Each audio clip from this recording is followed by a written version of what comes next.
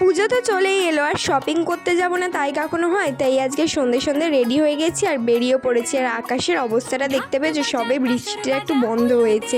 আর দেখো আমাদের পাড়ায় লাইট জ্বলে গেছে দুর্গা পুজোর, কি সুন্দর লাগছে তাই না? তারপরে এই কি সুন্দর এই জল পাড়িয়ে পাড়িয়ে এখন যাচ্ছি আমরা শপিং করতে। তো বালিগঞ্জে চলে এসেছি একদম ট্রেন ধরে, তারপর গড়িয়াহাটের মধ্যে ঢুকে পড়েছি। আর গড়িয়াহাটের মুখের যে দোকানগুলো সেইগুলোর কালেকশন একটু ভালো না, সেই জন্য একদম ভিড় নেই। তো এই ব্লাউজের দোকানটা যেটা দেখতে পাচ্ছ, এই দোকানটায় দারুণ দারুণ কালেকশনের ব্লাউজ পাওয়া যায়। তারপর আরেকটা দোকানে এলাম, দেখো এখানে দারুণ দারুণ থ্রি পিস পাওয়া যাচ্ছে খুব কম প্রাইসের মধ্যে, আর খুব দারুণ ইউনিক স্টাইলের ওপর পাওয়া যাচ্ছিলো। ভি-নেক্স যেটা এখন খুব উঠেছে ট্রেন্ডিংয়ে, সেই স্টাইলের ওপর প্রচুর কম দামে ভালো কুর্তি পেয়ে যাবে, থ্রি পিস পেয়ে যাবে।